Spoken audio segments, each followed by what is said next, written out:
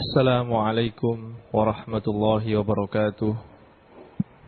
Bismillahirrahmanirrahim. Alhamdulillahi rabbil alamin. Wassalatu wassalamu ala ashrafil anbiya'i wal mursalin Sayyidina Muhammadin wa ala alihi wa ashabihi wa man tabi'ahu ila yaumiddin. Amma ba'du. Para pendengar yang saya hormati, alhamdulillah, pada malam hari ini seperti biasa kita bisa bersua kembali dalam kajian rutin kita, kajian fikih, kajian kitab takrib. Alhamdulillah, pada minggu yang lalu telah kita pelajari dan telah kita baca mengenai hukumnya sujud sahwi dan hal-hal yang menjadi sebab disunahkannya sujud sahwi.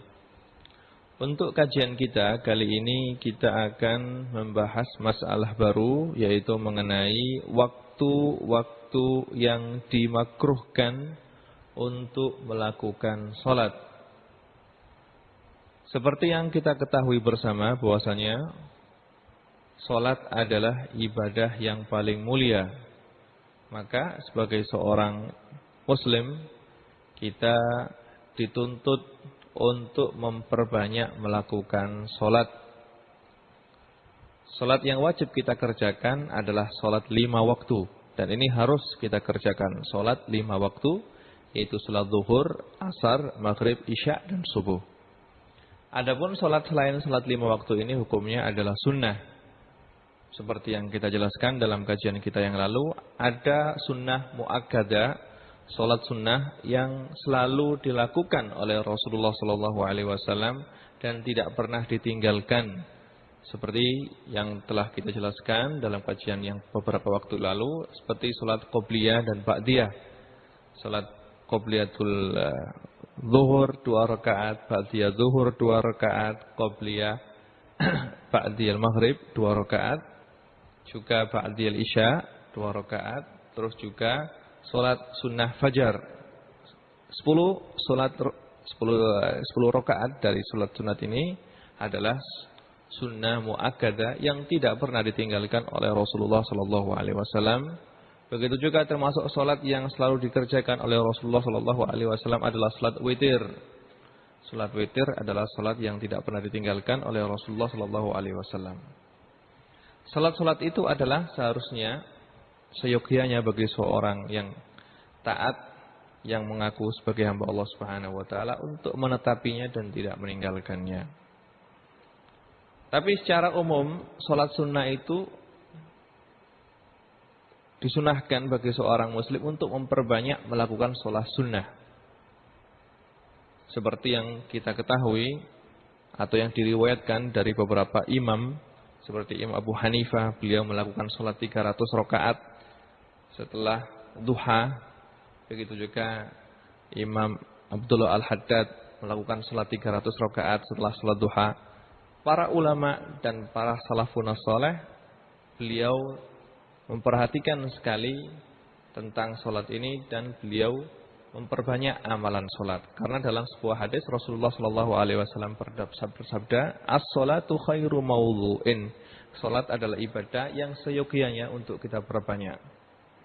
Tapi di sana Rasulullah SAW menerangkan kepada kita ada beberapa waktu yang mana dilarang bagi seorang muslim untuk melakukan sholat.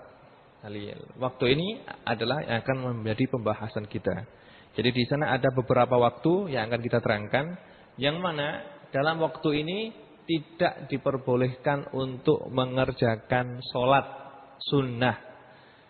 Ini adalah yang akan menjadi kajian kita. Di sini Imam Abu Suja menerangkan, wa khamsatu awqatin la yusalla fiha illa sholatun laha sababun ba'da sholati subhi hatta tatlu asyamsu wa inda tulu'iha hatta tatakamala wa tartafi'a qadda rumhin wa idza stawat hatta tazula wa ba'da al-'asri hatta taghruba syamsu wa indal ghurub hatta yatakamalu ghurubuha. Yang artinya 5 waktu Yang mana 5 waktu ini tidak boleh bagi seorang muslim untuk melakukan sholat sunnah. Kecuali sholat yang punya sebab.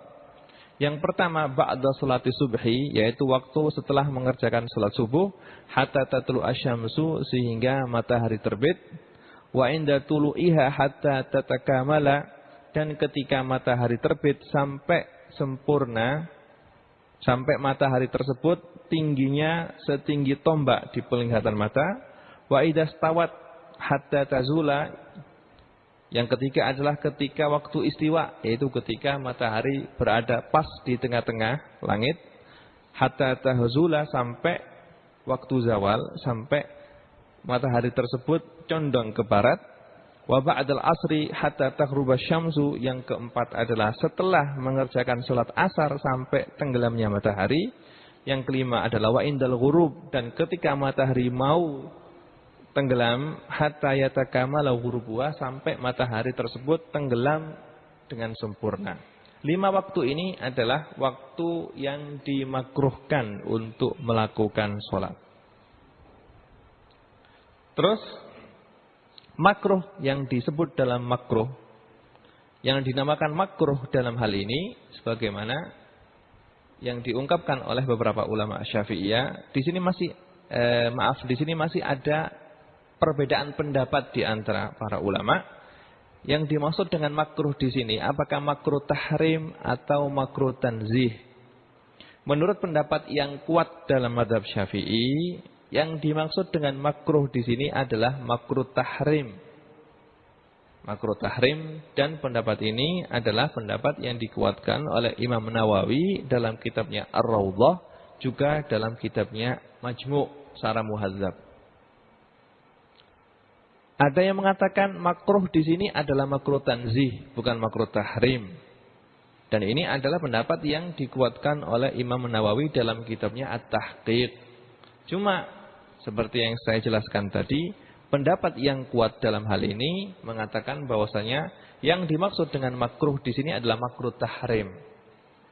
Makruh tahrim berarti siapa yang melakukan sholat sunnah dalam 5 waktu ini, maka dia berdosa. Dia berdosa. Jadi perbedaan antara makruh tahrim dan makruh tanzih. Kalau makruh tahrim itu bila dilakukan, maka orang yang melakukannya akan mendapatkan dosa. Tapi kalau makruh tanzih tidak ada dosa. Terus kalau begitu, apa perbedaan antara makruh tahrim dengan haram? Lah, perbedaannya antara makruh tahrim dengan haram, memang dua-duanya ada dosanya kalau dikerjakan. Tapi untuk makruh tahrim, dalilnya makruh tahrim itu dalil yang masih bisa menerima takwilan. Adapun dalilnya haram itu adalah dalil yang sudah tidak bisa ditakwili lagi. Jadi kalau perbedaan antara makruh tahrim dengan haram itu dari segi dalilnya saja. Dalil makruh tahrim ini masih ada kemungkinan untuk bisa ditakwili. Tapi kalau dalilnya haram, dalil yang sudah pasti, sudah qat'i, tidak bisa untuk ditakwili lagi. Maka menurut pendapat yang kuat dalam mazhab Syafi'i, sholat sunnah pada 5 waktu yang disebutkan tadi, hukumnya adalah makruh tahrim. Bila dilakukan, maka sholatnya tidak sah dan orang yang melakukannya akan mendapatkan dosa. Terus di sini yang menjadi pertanyaan, apakah sholat yang dilarang untuk dikerjakan pada 5 waktu ini adalah sholat sunat secara mutlak? Yang dilarang untuk dikerjakan pada 5 waktu ini adalah sholat sunat mutlak. Artinya sholat sunat yang tidak mempunyai waktu tertentu dan tidak mempunyai sebab tertentu.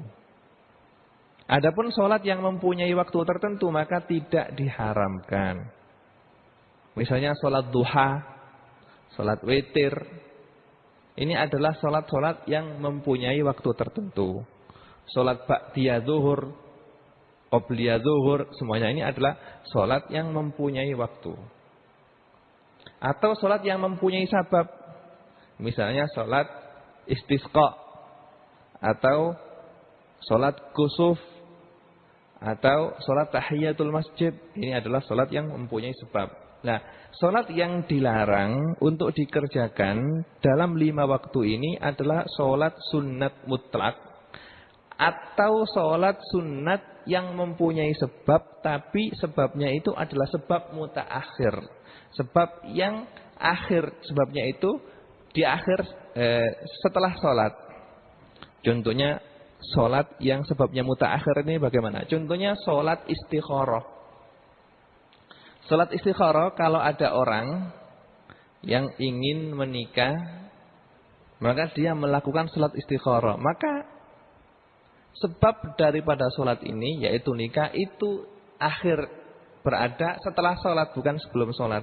Maka sholat yang mempunyai sebab mutaakhir ini tidak boleh dilakukan pada 5 waktu ini. Adapun sholat yang mempunyai sebab mutaqaddim, sholat yang mempunyai sebab mutaqaddim seperti sholat tahiyatul masjid. Setiap orang yang masuk masjid, maka dia disunatkan untuk melakukan sholat 2 rakaat. Dalam sebuah hadis Rasulullah Shallallahu Alaihi Wasallam bersabda, "Idza dakhala ahadukum al masjidah, fala yajlisanna hatta yusalliya rak'ataini." Jika salah satu dari kamu masuk masjid, maka jangan duduk kecuali sudah sholat 2 rakaat terlebih dahulu. Maka sholat tahiyatul masjid ini adalah sholat yang mempunyai sebab, sebabnya itu mutaqaddim, karena masuk masjid terlebih dahulu kemudian sholat. Begitu juga sholat sunnatul wudu. Setelah wudu disunatkan untuk sholat. Nah, sebabnya sholat ini apa? Ya wudu itu sendiri, dan wudu ini adalah terjadi sebelum sholat. Berarti ini namanya sebab mutaqaddim. Sebabnya terjadi sebelumnya sholat. Begitu juga sholat faitah, sholat yang diqadha'i. Misalnya kalau saya belum melakukan sholat ba'diyal zuhur atau belum melakukan sholat qobliyah zuhur, terus masuklah waktu asar. Lah ketika setelah sholat asar saya melakukan sholat qobliyah zuhur, mengqadha'i sholat qobliyah zuhur atau mengqadha' sholat ba'diyah zuhur, ini tidak apa-apa karena sebabnya adalah mutaqaddim, yaitu saya meninggalkan sholat ba'diyatul zuhur atau qobliyatul zuhur setelah masuknya sholat asar. Jadi sholat yang diharamkan, sholat yang dimakruhkan, makruh tahrim, untuk dilakukan pada 5 waktu ini adalah sholat sunat mutlak atau sholat sunat yang mempunyai sebab, yang mana sebabnya itu mutaakhir. Dikecualikan sholat sunat yang mempunyai sebab mutaqaddim, seperti sholat sunnatul wudu atau sholat tahiyatul masjid atau sholat sunnah yang diqadha. Yang mana sholat sunnah ini sholat sunnah yang mempunyai waktu tertentu. Sebenarnya sholat ba'diyah atau qobliyah atau sholat duha misalnya. Dia lupa untuk melakukan sholat duha, terus ingat pada waktu setelah sholat asar, dia mengqadha sholat duha pada waktu setelah sholat asar, boleh. Karena mempunyai sebab mutaqaddim. Atau sebab muqarin. Seperti apa? Seperti sholat kusuf. Bila terjadi kusuf gerhana matahari setelah sholat asar, maka tetap disunatkan untuk melakukan sholat kusuf meskipun sholatnya setelah sholat asar. Atau sholat istisqa, sholat minta hujan. Kalau kita melakukan sholat istisqa setelah sholat asar, maka diperbolehkan. Yang penting melakukan sholat sunat yang mempunyai sebab mutaqaddim atau sebab muqarin di waktu-waktu yang dimakruhkan ini diperbolehkan selagi dia tidak sengaja memang menempatkan sholat itu di waktu 5 ini. Kalau memang dia sengaja untuk menempatkan atau melakukan sholat pada waktu yang dimakruhkan ini, maka sholatnya tidak sah dan dimakruhkan. Dalam sebuah hadis yang sahih, Rasulullah Shallallahu Alaihi Wasallam telah bersabda, la taharru bi sholatikum tulu asyamsi wala ghurubiha.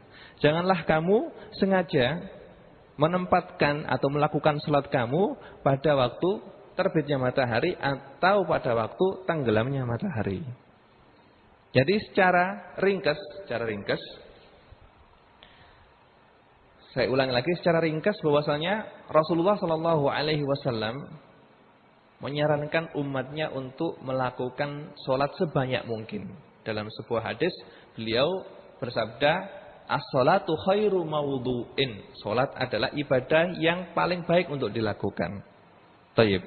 Jadi Rasulullah Shallallahu Alaihi Wasallam menganjurkan umatnya untuk memperbanyak sholat sebanyak mungkin. Nah, cuma Rasulullah Shallallahu Alaihi Wasallam menyebutkan beberapa waktu yang mana waktu ini adalah waktu dimakruhkan untuk melakukan sholat.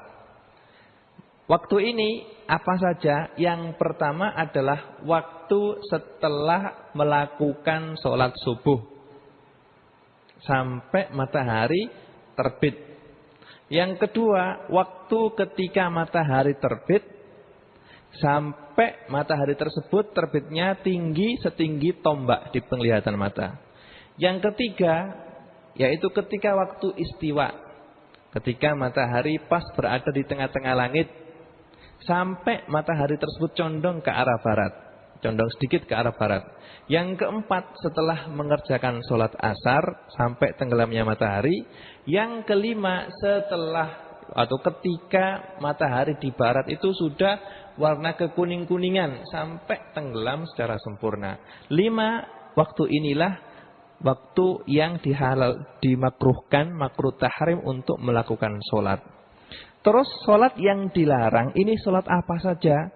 Seperti yang saya jelaskan tadi, sholat yang dilarang ini adalah sholat nafil mutlak atau sholat sunnah yang tidak yang mempunyai sebab, yang mana sebabnya itu sebab mutaakhir. Contohnya sholat sunat yang sebabnya mutaakhir ini apa? Seperti sholat sunat istikharah. Sholat istikharah ini tidak boleh dilakukan pada waktu 5 tadi. Adapun sholat sunat mutlak yang mempunyai sebab, yang mana sebabnya itu mutaqaddim, lebih dulu daripada sholatnya. Seperti sholat sunat wudhu atau sholat sunat tahiyatul masjid, atau mengqadha sholat sunat yang mempunyai waktu tertentu, atau sebab muqarin, seperti sebab yang menyertai sholat, seperti sholat kusuf dan sholat istisqa. Lah, sholat-sholat yang mempunyai sebab mutaqaddim atau sebab yang bersamaan atau muqarin ini tidak apa-apa untuk dilakukan di 5 waktu tadi, tapi dengan syarat selagi orang tadi itu tidak sengaja untuk menempatkan sholat pada waktu 5 tadi. Pada waktu 5 tadi, maka sholatnya sah dan boleh untuk dikerjakan. Nah, Rasulullah Shallallahu Alaihi Wasallam bersabda seperti yang diriwayatkan oleh Imam Muslim dari sahabat Uqbah bin Amir radhiyallahu anhu, salasu sa'atin kana Rasulullah sallallahu alaihi wasallam yanhana an nusalliya fihinna wa an naqbura mautana hina tatlu asy-syamsu bazighatan hatta tartafi'a wa hina yaqumu qa'imud dhahirati hatta tamila syamsu wa hina tadayyafa asy-syamsu lil ghurubi hatta taghruba. Yang artinya 3 waktu yang mana Rasulullah Shallallahu Alaihi Wasallam melarang kita untuk mengerjakan sholat dan melarang kita untuk mengkubur mayat kita. Yang pertama yaitu hatta khina tatlu asyamsu bazighatan hatta tartafi'a. Yang pertama adalah ketika matahari terbit sampai matahari tersebut terbit tinggi setinggi tombak. Yang kedua wahina yakumul qa'imudh dhahirah hatta tamila syamsu, ketika matahari sangat panasnya sehingga seekor onta bangun dari tempat duduknya, yaitu ketika waktu istiwa, ketika matahari pas berada di tengah langit, hatta tamila syamsu, sampai matahari tersebut condong ke arah barat, wahina tawayyafa syamsu lil ghurub, yaitu ketika matahari mau tenggelam, yaitu ketika matahari berwarna kuning-kuningan di barat mau tenggelam sampai tenggelam secara sempurna. Ini adalah 3 waktu yang disebutkan oleh sahabat Uqbah bin Amir bahwasanya Rasulullah Shallallahu Alaihi Wasallam melarang kita untuk melakukan sholat pada waktu-waktu tersebut. Terus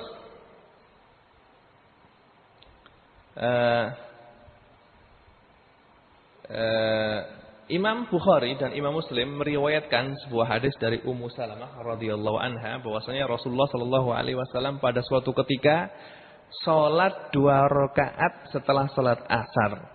Kemudian Ummul Mukminin Ummu Salamah bertanya kepada Rasulullah shallallahu alaihi wasallam. Maka Rasulullah shallallahu alaihi wasallam ketika itu menjawab, "Ya binta Abi Umayyah, sa'alti anir rak'ataini ba'dal asri, wa innahu atani nasun min Abdul Qais, fasyaghaluni anir rak'ataini allataini ba'da dhuhri, fahuma hatani."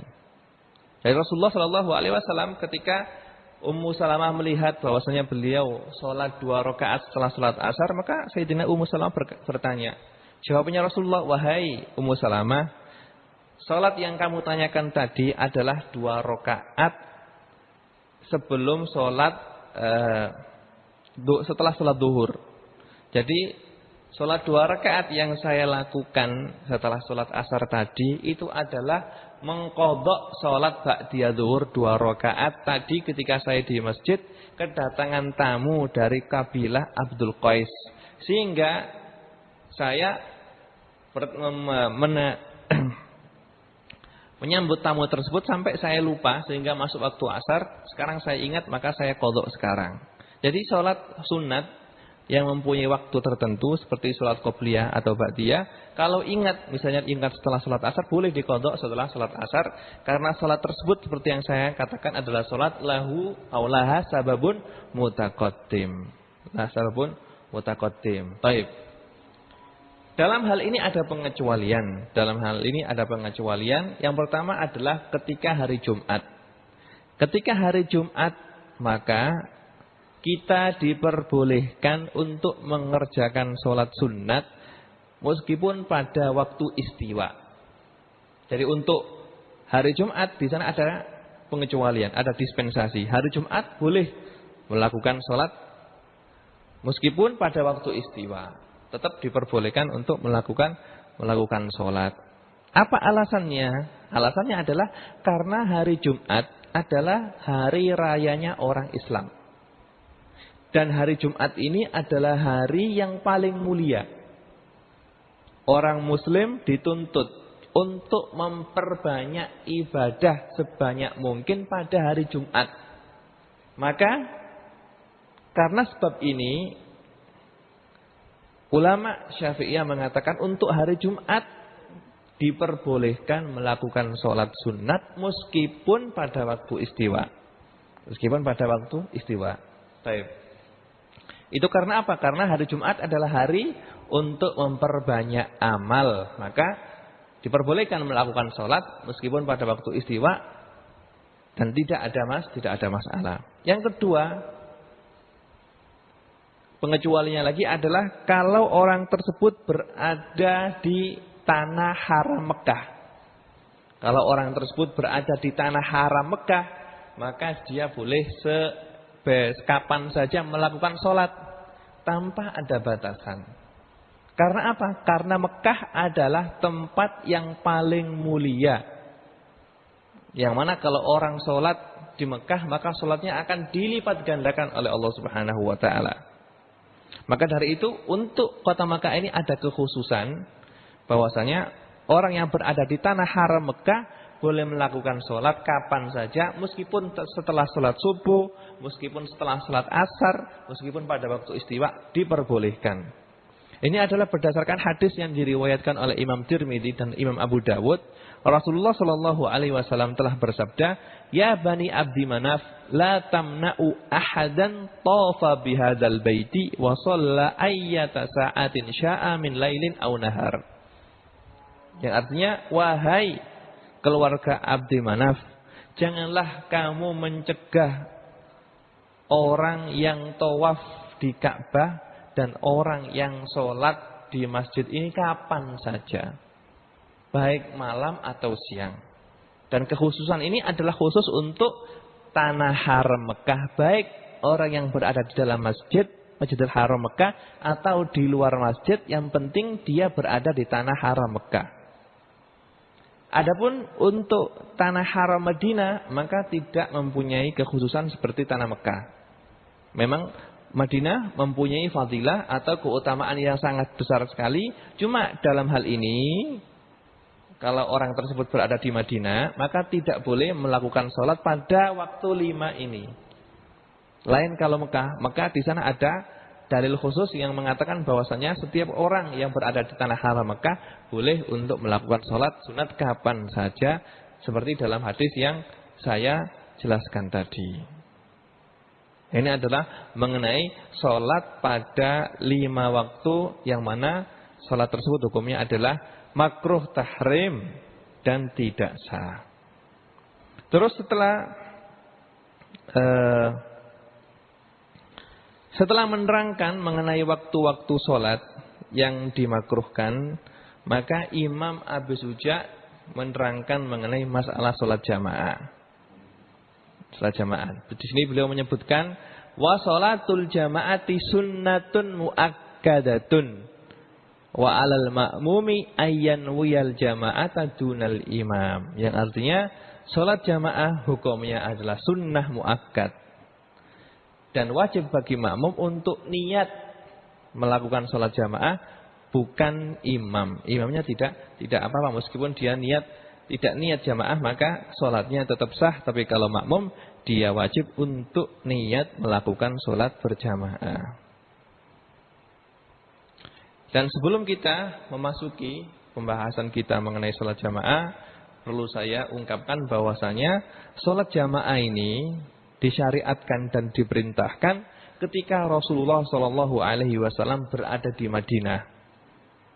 Jadi ketika Rasulullah Sallallahu Alaihi Wasallam ketika berada di Madinah, baru di sana disyariatkan sholat berjamaah.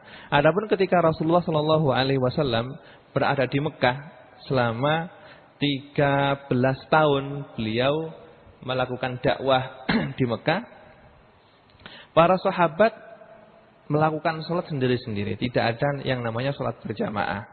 Dikarenakan apa? Dikarenakan ketika pada waktu Rasulullah Shallallahu Alaihi Wasallam dan para sahabat berada di Mekah ketika itu, mereka dalam keadaan yang lemah, tidak mempunyai kekuatan apapun, sehingga dikhawatirkan nanti kalau mereka melakukan perkumpulan untuk melakukan salat berjamaah, maka orang kafir akan lebih menyakiti mereka.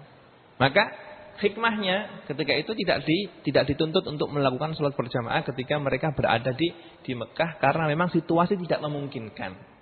Tapi kalau setelah Rasulullah Shallallahu Alaihi Wasallam hijrah berpindah ke Madinah, dan di Madinah beliau mulai menyusun dan membangun sebuah negara Islam yang kuat, maka ketika itu baru disyariatkan dan diperintahkan untuk melakukan sholat berjamaah, karena sholat berjamaah ini adalah fadilahnya dan keutamaannya sangat besar sekali. Di samping untuk menunjukkan syiar agama Islam, juga untuk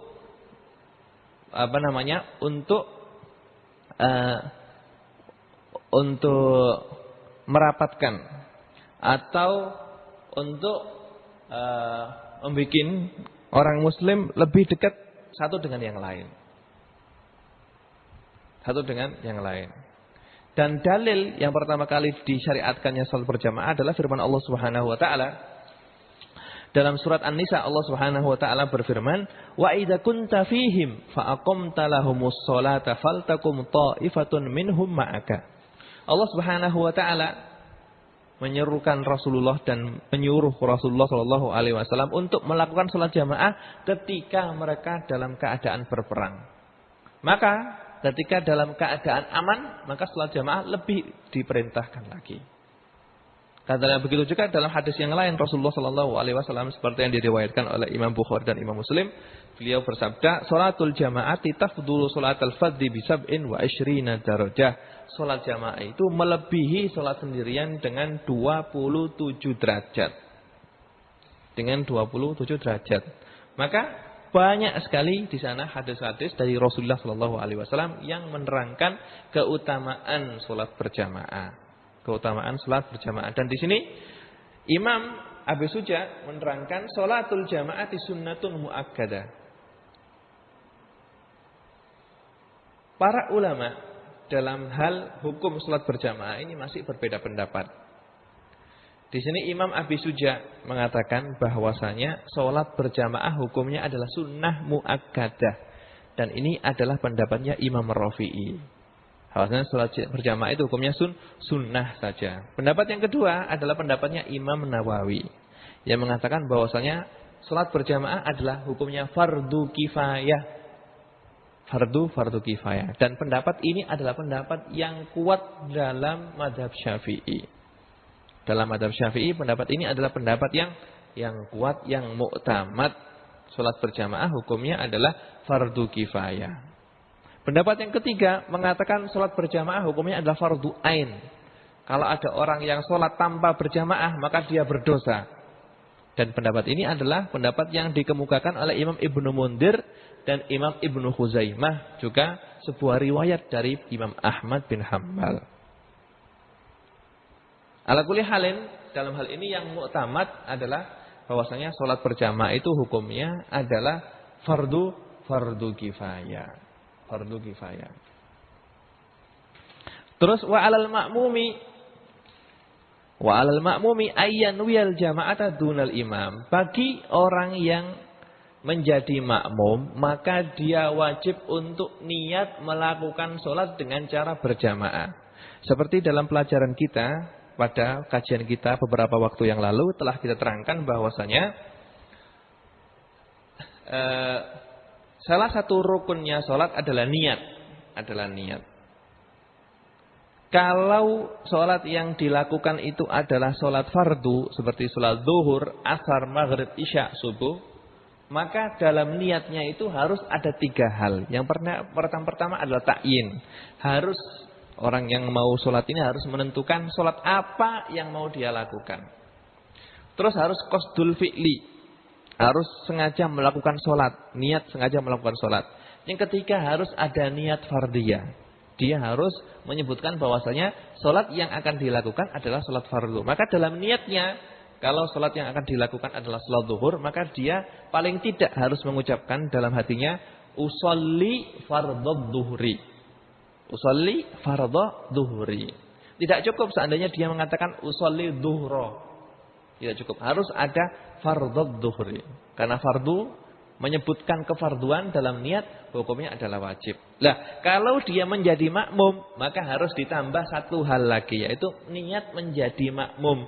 Maka kalau dia sholat zuhur menjadi makmum, maka niatnya adalah usolli fardhu dhuhri makmuman. Cukup lillahi ta'ala. Adapun imam, maka dia tidak wajib untuk niat menjadi imam. Cuma kalau dia tidak niat menjadi imam, maka sholatnya adalah sholat seakan-akan dia sholat sendirian. Tidak mendapatkan pahala dan keutamaan sholat berjamaah kalau seorang imam ketika menjadi imam tidak niat menjadi imam atau niat imamah. Tapi sholatnya tetap sah. Salatnya tetap sah. Karena Rasulullah Shallallahu Alaihi Wasallam telah bersabda, Innamal a'malu binniyat wa innamal likulli imri'in ma nawa. Setiap sesuatu itu sah kalau dibarengi dengan niat, dan setiap orang akan mendapatkan sesuai apa yang dia niati. Kalau dia sholat terus tidak niat menjadi imam, maka dia tidak akan mendapatkan pahala sholat berjamaah karena dia tidak niat. Tapi kalau dia niat menjadi imam, maka dia mendapatkan pahala dan keutamaan sholat berjamaah. Pahala dan keutamaan sholat berjamaah.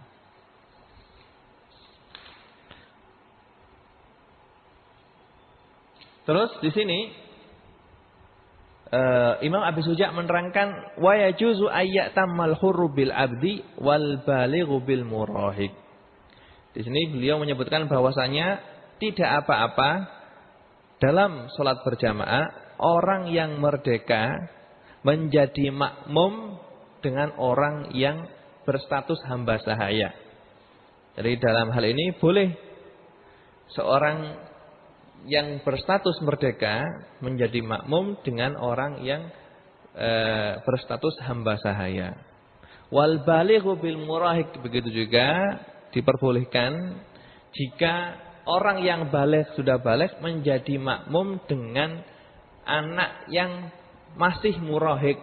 Murahik itu anak yang mendekati baligh, yang kira-kira umurnya 13 tahun atau 14 tahun. Boleh Ini berdasarkan hadis yang diriwayatkan oleh Imam Bukhari bahwasanya Sayyidina Aisyah salat bersama dengan hamba sahaya beliau yang bernama Dakwan, dan Dakwan ini yang menjadi imam untuk beliau. Untuk beliau. Adapun hadis yang menerangkan bahwasanya seorang bocah yang murahik mendekati baligh boleh menjadi imam adalah seperti yang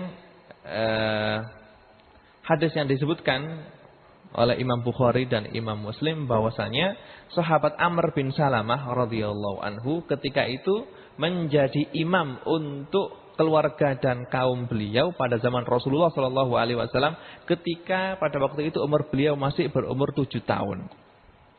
Jadi ketika itu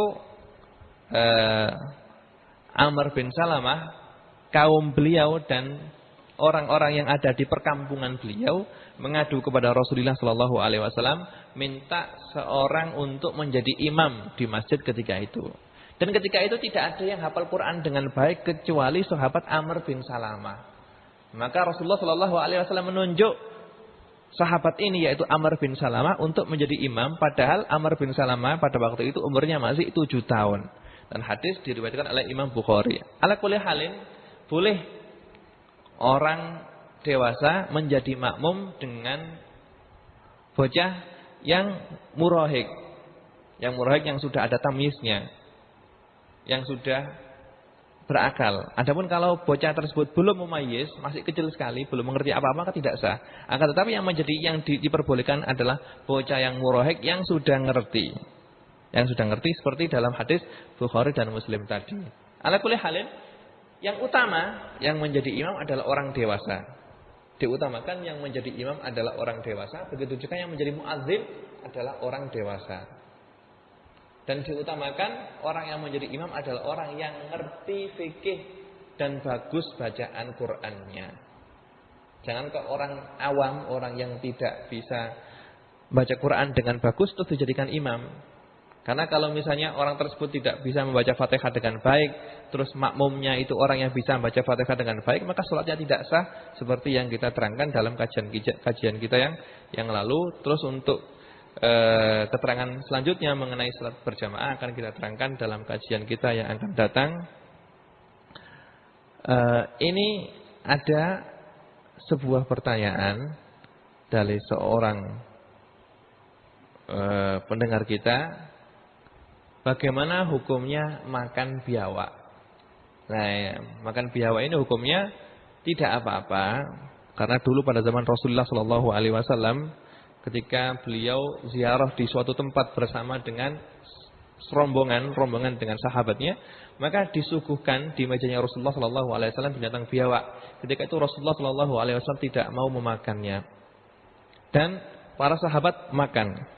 Maka pada waktu itu seorang sahabat bertanya kepada Rasulullah sallallahu alaihi wasallam, "Wahai Rasulullah, kenapa antum kok tidak makan binatang ini?" Dhab namanya dalam bahasa Arabnya dhab.